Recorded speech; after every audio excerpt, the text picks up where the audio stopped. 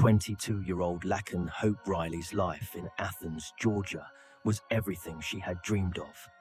Born on January 10, 2002, in Marietta, Georgia, to Jason Riley and Allison Phillips, Laken had grown into a young woman whose infectious smile and boundless compassion touched everyone she encountered. She was a member of the Alpha Chi Omega sorority at the University of Georgia, where she had studied before transferring to the prestigious Augusta University College of Nursing program in Athens. By the fall of 2023, she had earned a place on the Dean's List, a testament to her dedication and hard work. She was smart, hardworking, kind, thoughtful, and most importantly, she was a child of God, her mother Allison would later say in court. Laken had a personal relationship with Jesus, and she loved being his hands and feet in this world. Her passion for helping others had been evident from an early age. In 2019, she commemorated a mission trip to Honduras by posting a picture of children with the words, "This past week, God used me in ways I couldn't even imagine." That calling to serve had only grown stronger as she pursued her nursing degree, working as a nanny for 2 young children while maintaining her demanding academic schedule. Laken lived with 3 close roommates in Athens, Connolly Huth, Sophia Magana, and Lily Steiner. Their home was filled with laughter, family dinners, where they ate chili together, and weekly rituals of watching Dancing with the Stars. They shared a playlist called Playtime with My Family, and often danced in the middle of their street, soaking up every moment of friendship. Laken taught so many people in her life invaluable lessons, Sophia Magana would later recall. She showed me how to find joy in every moment, how to embrace life with an open heart, and how to dance in a crowded room without caring what anyone else thought. Running was Laken's sanctuary. A 2020 graduate of River Ridge High School in Woodstock, Georgia, she had been a member of the cross-country team for 4 years, competing in the GHSA State Cross-Country Final multiple times. Her former coach, Keith Hooper, described her as a beautiful person, passionate about her healthcare studies, and an unselfish teammate.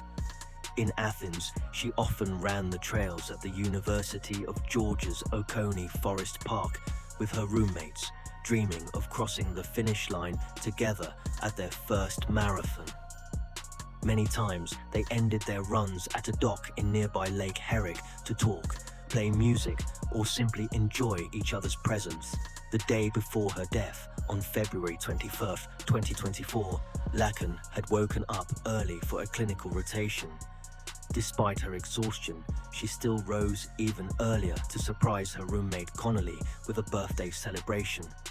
"I woke up on February 21st at 7:30 a.m., walked out of my bedroom door to streamers hung outside of my bedroom, from the top of the door frame to the floor, balloons blown, decorations taped, and gifts presented precisely on my kitchen island," Connolly remembered. Laken did it. It was my 22nd birthday, in December 2023, just 2 months before her death. Laken had written a letter to her future husband. "I want you to know that I'm thinking about you and working every day to become the best wife I can be," she wrote, "and focusing on God and what He defines as a faithful Christian wife so that I can best embody those characteristics." She was a young woman abundantly full of promise, building a life dedicated to healing, faith, and love. But beneath the surface of this peaceful college town, a predator was already among them. Jose Antonio Ibarra was 26 years old, a Venezuelan national whose journey to Athens, Georgia, had been marked by chaos and deception at every turn. On September 8, 2022, Ibarra crossed the United States-Mexico border illegally near El Paso, Texas. Federal authorities apprehended him, but in a decision that would later fuel intense national debate. He was paroled and released into the country pending a review of his immigration case. He initially stayed at the Roosevelt Hotel migrant shelter in New York City before boarding a flight to Georgia, where his older brother Diego lived.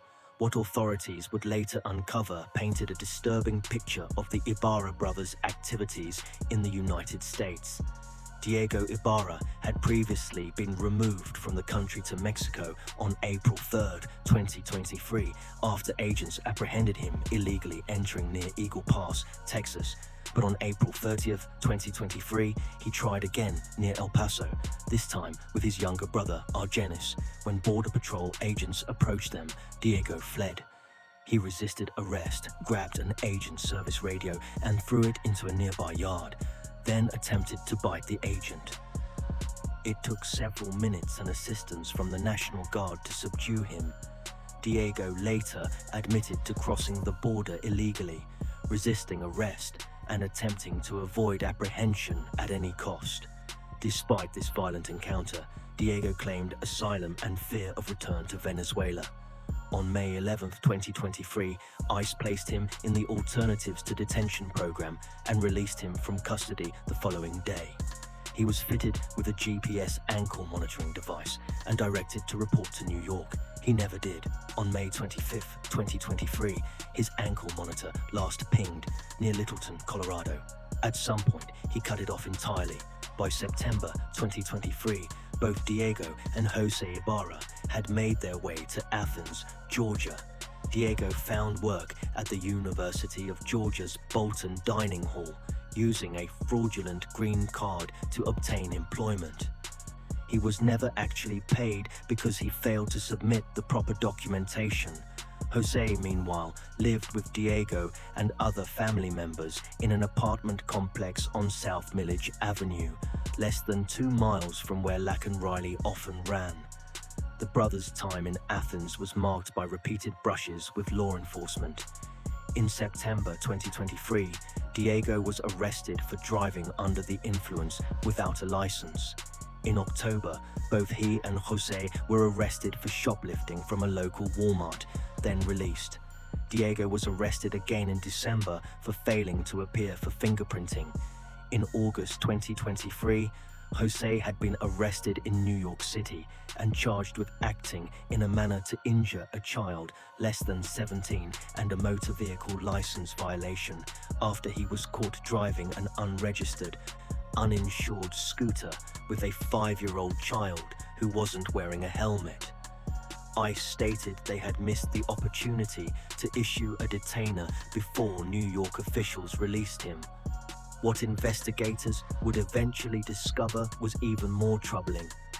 Evidence suggested that Diego Ibarra was likely affiliated with Tren de Aragua, a notorious Venezuelan gang that had been involved in violent confrontations with law enforcement across the United States.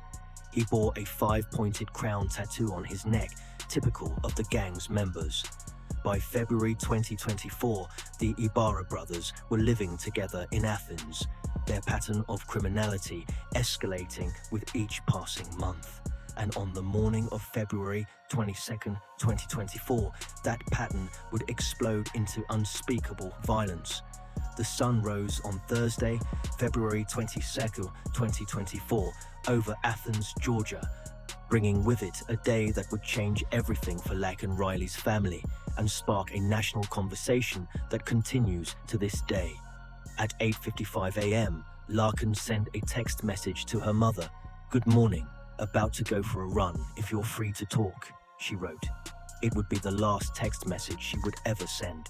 At 9:03 a.m., Laken called her mother as she left her apartment, heading toward the wooded trails at the University of Georgia's Oconee Forest Park. The trails near the intramural fields were popular and well-traveled. Laken had run there countless times. She was wearing her Garmin smartwatch and carrying her phone, just as she always did. She had even shared her location with her roommates. She was doing everything right. What Laken didn't know was that Jose Ibarra had also been on the University of Georgia campus that morning. At approximately 7:57 a.m., more than an hour before Laken began her run, A graduate student at UGA called 911, reporting that someone was trying to break into her apartment.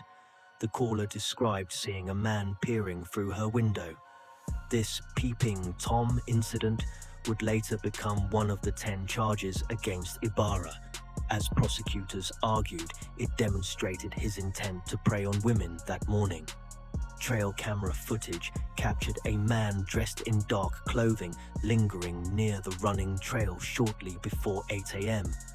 The person was wearing clothes similar to what Ibarra had on in a Snapchat selfie posted earlier that morning, including a distinctive black Adidas cap. He was also carrying a white styrofoam cup that appeared to contain alcohol. Jose Ibarra went hunting for females on the University of Georgia's campus, prosecutor Sheila Ross would later state in court. At approximately 9:10 a.m., data from Laken's Garmin watch showed she was running at a fast pace when something made her stop dead in her tracks. What happened next would be revealed through the forensic evidence Laken left behind as she fought desperately for her life. According to the medical examiner, Dr. Michelle DeMarco, Laken sustained 8 injuries to the left side of her skull and an injury just above her right temple. The attack was brutal and sustained. Ibarra struck her repeatedly in the head with a rock, causing devastating blunt force trauma. He also asphyxiated her, manually strangling her or physically compressing her airway until she couldn't breathe.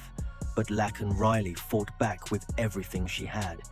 In her struggle, she managed to scratch her attacker, collecting his DNA beneath her fingernails, evidence that would prove crucial. She called 911 on her phone, and in the struggle over the device, Ibarra's thumbprint was left on the screen.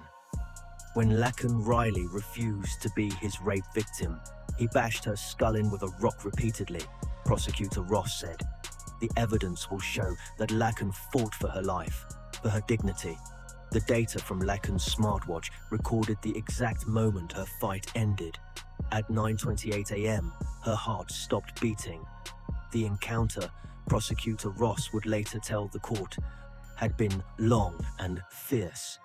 Ibarra then dragged Laken's body 64 feet into a wooded area and covered it with leaves. Her shirt had been pulled up, and she was found at least 50 feet away from the trail she had been jogging on.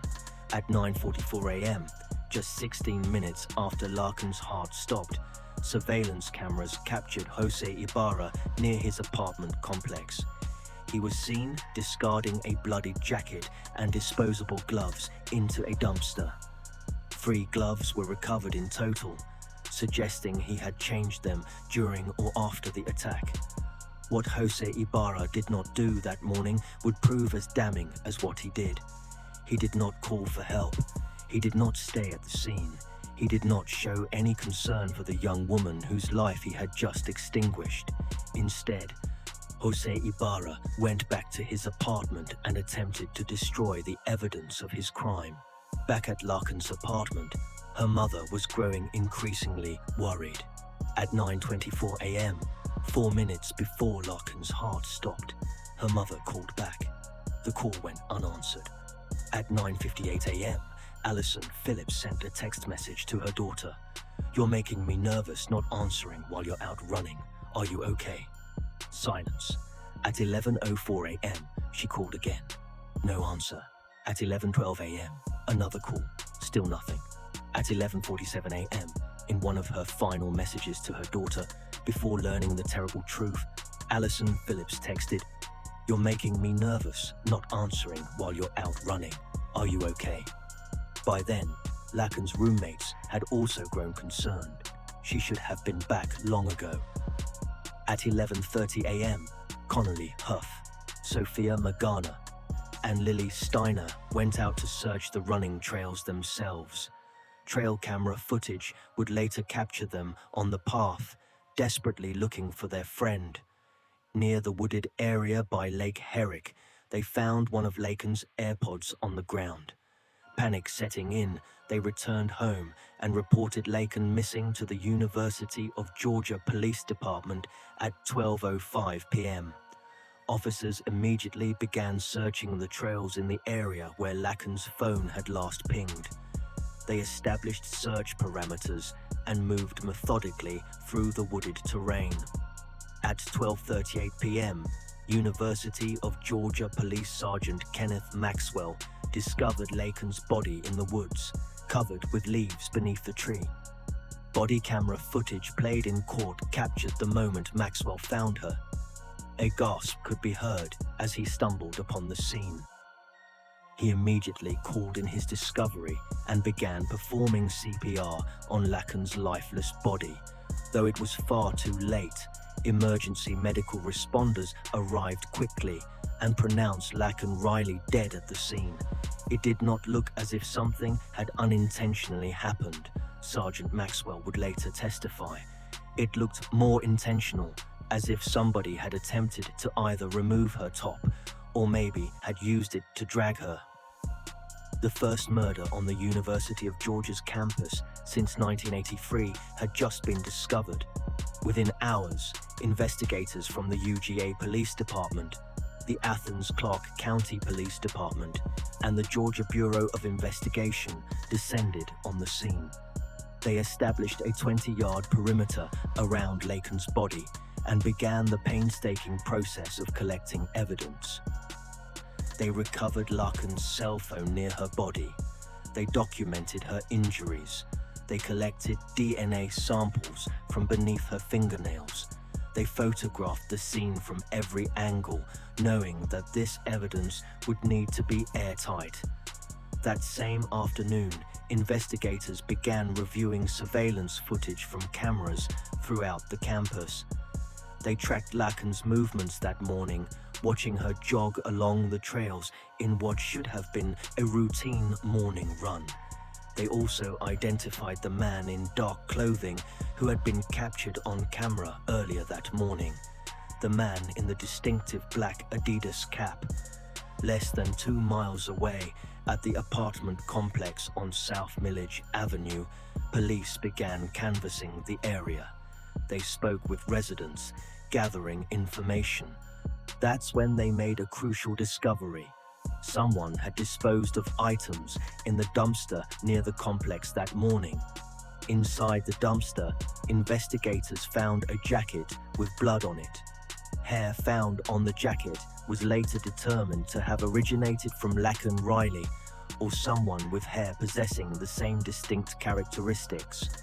The jacket also had Jose Ibarra's roommate's name written on it, and his roommate would later identify it in court. The net was closing. On February 23, 2024, the day after Laken's murder, Athens-Clarke County Police approached a man near the apartment complex who matched the description of the suspect seen in the surveillance footage. It was Diego Ibarra, Jose's brother. During questioning, officers noticed Diego was wearing the same style of black Adidas hat seen in the surveillance videos. When Sergeant Joshua Johnson asked Diego for identification, Diego handed him a green card.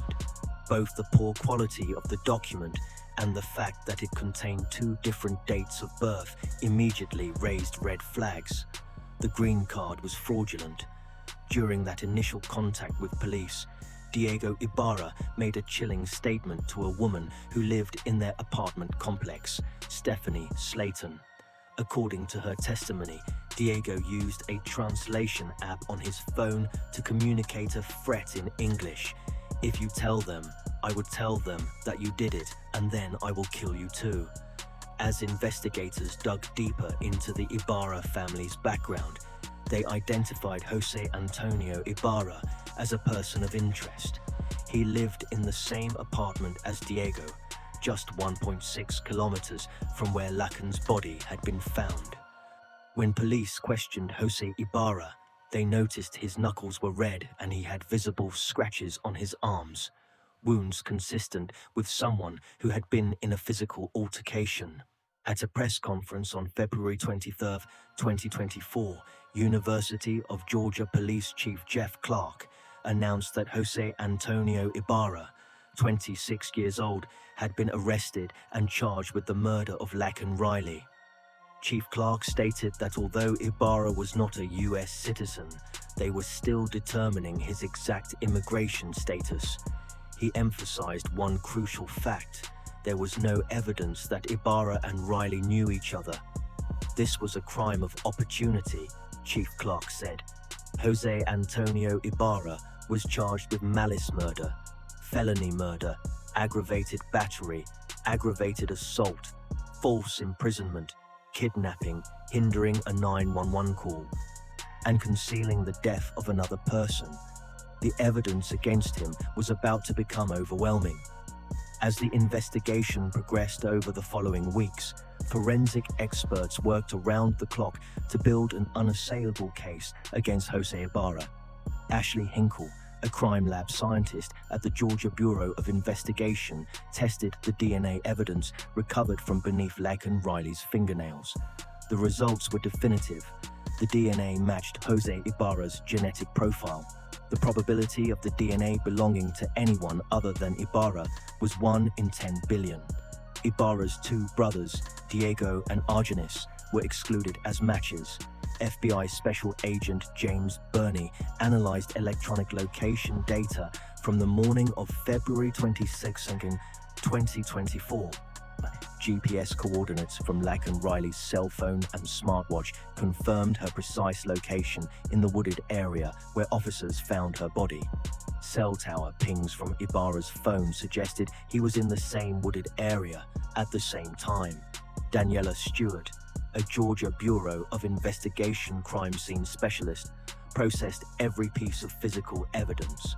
She collected the white styrofoam cup found near the crime scene, the same cup police and prosecutors said Ibarra was carrying in surveillance videos earlier that morning. She tested it and detected what smelled like alcohol. Ann Kissler-Rao, another GBI crime lab specialist, conducted extensive testing on the hairs found on the bloodied jacket recovered from the dumpster. Her analysis determined they had originated from Laken Riley or someone with hair possessing the same distinct characteristics. Dr. Michelle DiMarco, an associate medical examiner with the Georgia Bureau of Investigation, performed Laken's autopsy. Her findings were heartbreaking. Laken had died from the combined effects of blunt force head trauma and asphyxia. She had sustained a skull fracture and a series of injuries to her face that could be consistent with a rock, Dr. DiMarco testified. There was also petechiae in her eyes and gums, burst blood vessels caused by asphyxiation. Crucially, there were no signs of sexual assault, though prosecutors argued Ibarra's intent was clear. Perhaps most damning of all was the thumbprint found on Laken Riley's phone screen. The fingerprint belonged to Jose Ibarra. Prosecutors argued it had been left during the struggle when Laken attempted to call 911. In May 2024, investigators conducted a jail phone call between Ibarra and his wife, Laken Franco. FBI specialist Abasis Ramirez translated the call from Spanish. In the recording, Ibarra told Franco that he had been at the University of Georgia looking for work that morning. His wife repeatedly expressed frustration, saying she was fed up and wanted him to tell the truth. Investigators also revealed that on the same morning as Laken's murder, Ibarra had allegedly acted as a peeping Tom at a different University of Georgia apartment building, looking through a window and spying on a student. This incident, which occurred around 7:57 a.m., demonstrated Ibarra's predatory behavior that morning and became one of the charges in his indictment. The evidence was, as prosecutor Sheila Ross would later describe it, overwhelming and powerful. On May 8, 2024, a grand jury in Clark County indicted Jose Antonio Ibarra on 10 charges: malice murder, 3 counts of felony murder, kidnapping with bodily injury, aggravated assault with intent to rape, aggravated battery, obstructing a person making an emergency call, tampering with evidence, and being a peeping Tom. Ibarra pleaded not guilty to all charges. Bail was denied. On March 1, 2024, just 1 week after Laken's murder, hundreds gathered at Woodstock City Church in Cherokee County to say farewell to the young woman who had touched so many lives. Rain fell steadily that day, as if the sky itself was mourning. Inside the church, Laken's family, friends, classmates, and community members packed the pews. Her cross-country coach was there, her sorority sisters, her nursing school classmates, people who had known her since childhood, and people who had only met her once but were forever changed by her kindness. Laken Hope. Riley was laid to rest at Enon Cemetery in Woodstock, Georgia. She was 22 years old. Her stepfather, John Phillips, spoke at the service. She was an amazing daughter, sister, friend, and overall person in general. Her love for the Lord was exemplified in every aspect of her life. She will be missed every day, but we promise to honor her life moving forward in a very big way. The family established the Laken Hope Riley Foundation in her honor, starting an online fund that would eventually raise more than $239,000 from over 4,800 donations. A memorial was created at Lake Herrick, the place where Laken had spent so many peaceful moments with her friends after their runs. But while her loved ones mourned, Laken Riley's name was also being invoked in the halls of power in Washington, D.C. The revelation that Jose Ibarra was an undocumented immigrant who had been released into the country pending his asylum case ignited a political firestorm. On March 7, 2024, during President Joe Biden's State of Union address, Georgia Representative Marjorie Taylor Greene interrupted the president wearing a shirt reading "Say her name, Laken Riley," and a button with Laken's face. "What about Laken Riley?" Greene shouted. "Say her name," Biden responded, holding up the button. "Laken Riley, an innocent young woman who was killed by an illegal," he said, mispronouncing her first name. "To her parents, I say my heart goes out to you. Having lost children myself, I understand." That same day, the U.S. House of Representatives passed the Laken Riley Act in a 251-170 vote, with 37 Democratic members joining all Republican members in support. The bill would mandate federal detention of illegal immigrants who are arrested for burglary or theft, and would allow states to file suit against the federal government for failing to enforce immigration laws. The bill stalled in the Democratic-controlled Senate during the 118th Congress, but it would return. Former President Donald Trump invoked Laken's name repeatedly during his 2024 presidential campaign. Laken's parents attended a Trump rally in Rome, Georgia, in March 2024, where Trump met with them backstage. At the Republican National Convention in July, Senator Ted Cruz spoke about Laken. "Think of Laken Riley, just 22 years old, a nursing student with dreams of healing others. She went for a jog and never came home. Her life taken by someone who should have never been here." Data consistently showed that immigrants, including undocumented ones, are less likely to commit crimes than native-born citizens. But for many, Laken Riley's death became a symbol of what they saw as failed immigration policies. For Laken's family, the politicization of their daughter's death added another layer of pain to their grief. On November 15, 2024, 9 months after Laken Riley's murder, the trial of Jose Antonio Ibarra began in Athens, Clarke County, Superior Court before Judge H. Patrick Haggard. In a highly unusual move, Ibarra waived his right to a jury trial, opting instead for a bench trial in which Judge Haggard alone would hear the evidence and decide his fate. Legal experts speculated this decision was made to avoid the emotional impact of a jury being swayed by the tragic circumstances of the case. The courtroom was packed each day with Laken's family members, roommates, and friends. Her mother, Alison Phillips, her father, Jason Riley, her stepfather, John Phillips, and her sister Lauren sat in the front row, reliving the worst day of their lives as prosecutors presented the evidence. Opening statements began on Friday, November 15, 2024. Jose Ibarra went hunting for females on the University of Georgia's campus, prosecutor Sheila Ross told Judge Haggard. When Laken Riley refused to be his rape victim, he bashed her skull in with a rock repeatedly. The evidence will show that Laken fought for her life, for her dignity, and in that fight, she caused this defendant to leave forensic evidence behind. Ross outlined the overwhelming evidence: Ibarra's DNA under Laken's fingernails, his thumbprint on her phone, the bloodied jacket in the dumpster, the surveillance footage, the GPS data, the scratches on his arms, the red knuckles.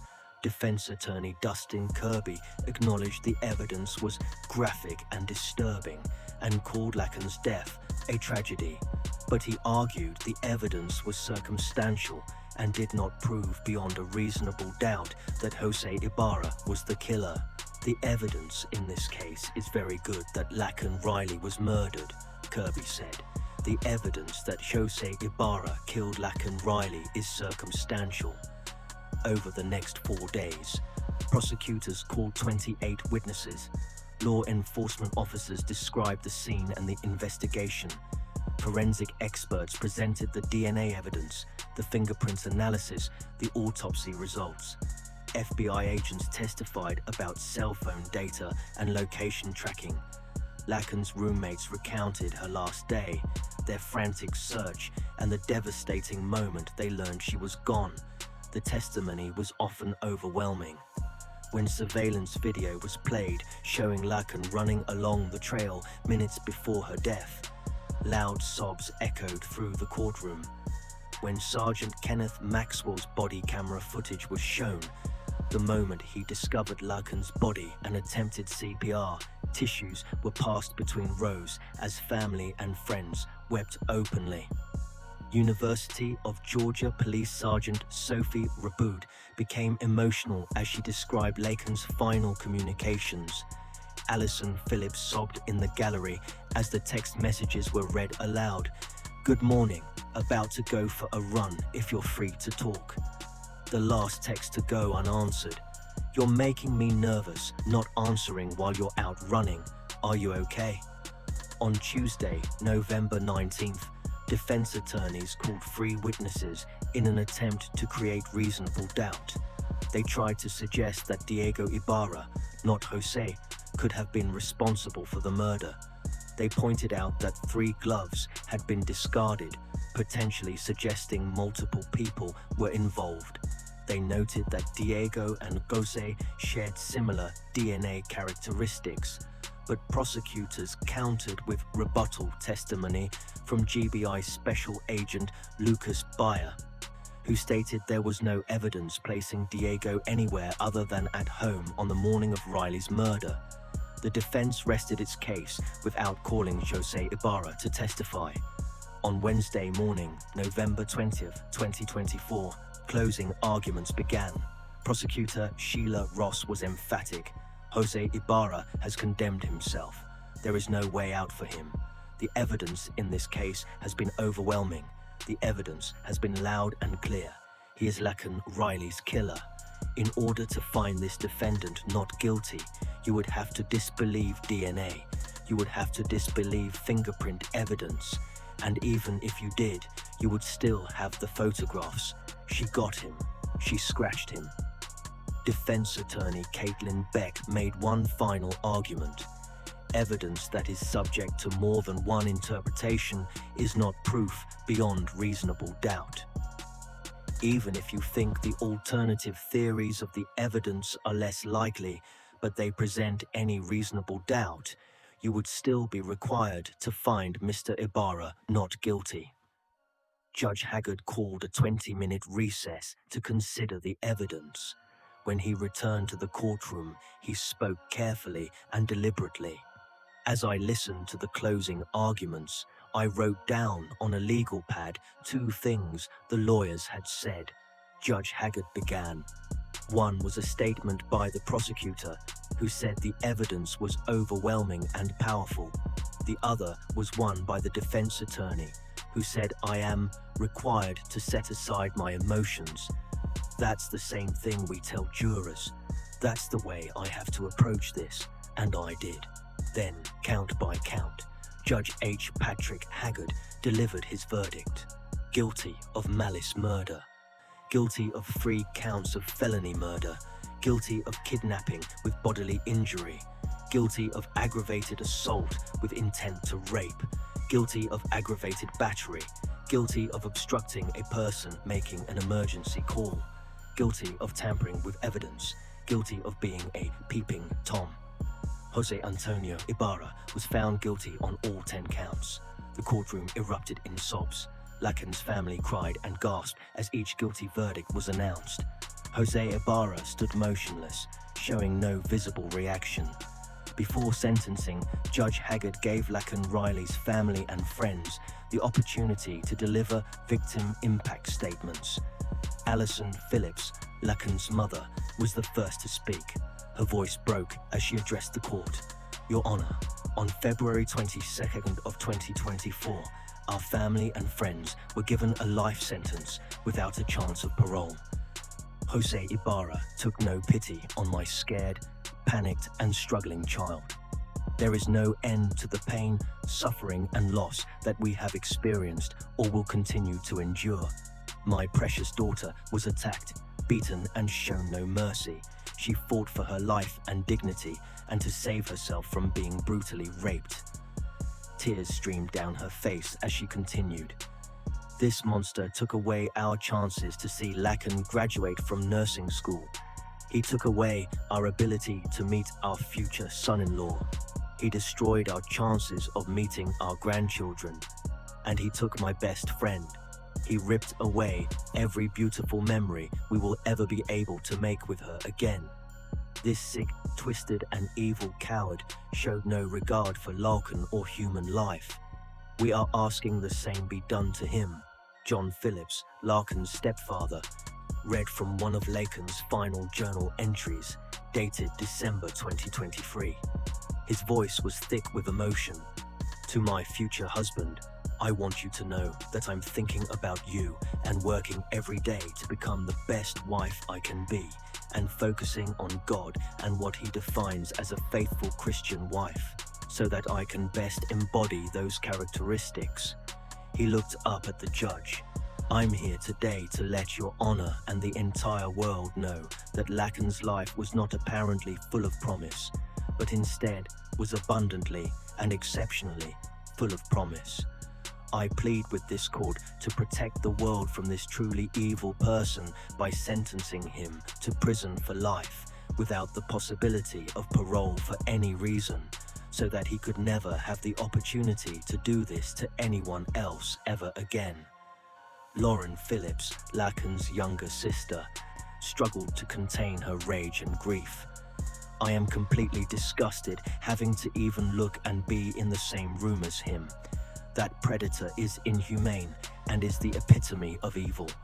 I have no doubt in my mind that the monster sitting in this room with us today is the same monster that encountered my precious sister on February 22nd, 2024. Jose Antonio Ibarra has completely and utterly ruined my life, and I can only hope and pray that he receives a sentence that ruins his. Connolly Hoof, Laken's roommate and running partner, spoke through tears about how the joy of running had been stolen from her forever. Sophia Magana remembered the friend who had taught her to find joy in every moment. Lily Steiner recalled the mornings they spent together, the dreams they shared, the future they would never have. The prosecution then showed body camera footage of officers breaking the news to Laken's family on February 22nd, the moment they learned she was dead. Her mother collapsed on the ground, weeping uncontrollably. That's what they endured, Prosecutor Sheila Ross told the judge. That's how it was on that day when they came here to look for their daughter. After all the victim impact statements had been heard, Judge H. Patrick Haggard announced his sentence. Jose Antonio Ibarra was sentenced to life in prison without the possibility of parole for malice murder. He was also sentenced to a second life sentence for kidnapping, plus 27 additional years for the remaining counts, all to be served consecutively. Jose Ibarra would spend the rest of his life in prison. He would never walk free again. As the sentence was read, Laken's family embraced one another, tears of grief mingling with tears of relief that justice had been served. In the days following the verdict, political reactions poured in from across the country. President-elect Donald Trump issued a statement. Although the pain and heartbreak will last forever, hopefully this can help bring some peace and closure to her wonderful family who fought for justice. We love you, Laken, and our hearts will always be with you. It is time to secure our border and remove these criminals and thugs from our country, so nothing like this can happen again. Georgia Governor Brian Kemp said, "Though we are glad that justice has been delivered on behalf of Laken Riley, we continue to mourn her loss with her family and friends and know that she should still be with us today. The information revealed in this trial was heartbreaking, and we applaud the bravery of Laken's loved ones for reliving that horrible day to ensure her killer faced the consequences of his senseless actions." On January 7, 2025, the Laken Riley Act passed the House of Representatives again with a vote of 264 to 159, marking the first piece of legislation passed by the newly elected 119th Congress. All Republican members voted for the bill, with 48 Democratic members joining in support. The Senate passed an amended version of the bill on January 20th, 2025, and President Donald Trump signed it into law on January 29th, 2025, the first bill of his second term. In December 2025, U.S. Immigration and Customs Enforcement launched Operation Angel's Honor, a 2-week arrest operation conducted under the authority of the Laken Riley Act. The operation led to over 1,000 suspected illegal immigrants being detained. Jose Antonio Ibarra is currently imprisoned at the Georgia Diagnostic and Classification State Prison, where he will remain for the rest of his life. Diego Ibarra pleaded guilty to possession of a fraudulent document and was sentenced to 48 months in federal prison. Above the federal sentencing, today, Laken Hope. Riley's memory lives on in the hearts of everyone who knew her. The Laken Hope Riley Foundation continues to raise funds in her honor. At the University of Georgia, students hold vigils at Lake Herrick, lighting candles and sharing memories of the young nursing student who should have been graduating alongside them. Her cross-country teammates still run the trails where she used to run, carrying her memory with them every step of the way. At River Ridge High School, her alma mater, a scholarship has been established in Laken's name for students pursuing nursing or healthcare careers. Allison Phillips still texts her daughter's phone number, messages that will never be answered. "Good morning," she types, "I love you." In court, Allison said something that should echo in the hearts of anyone who hears this story. "This monster took away our chances to see Laken graduate from nursing school," she said. "He took away our ability to meet our future son-in-law. He destroyed our chances of meeting our grandchildren. And he took my best friend." Jose Ibarra didn't just end one life that morning in February. He stole a future filled with healing hands and compassionate care. He stole a family's dreams. He stole the chance for children yet unborn to know their mother's love. He stole the laughter of friends, the pride of teachers, the joy of patients Laken would have cared for throughout a lifetime of nursing. But he could not steal what mattered most. He could not steal the love Laken gave to everyone she met. He could not steal the faith that guided every decision she made. He could not steal the impact she had on the world in her 22 years. An impact that continues to ripple outward with every act of kindness done in her name, every scholarship awarded, every life touched by her story. Laken Hope. Riley was a daughter, a sister, a friend, a runner, a student, and a faithful believer who wanted nothing more than to serve others and live a life worthy of her God. She deserved to become the nurse she dreamed of being. She deserved to run that marathon with her friends. She deserved to meet her future husband and write him more letters. She deserved to blow out candles on her next birthday. She deserved to grow old. She deserved to live. Please don't forget Laken Riley.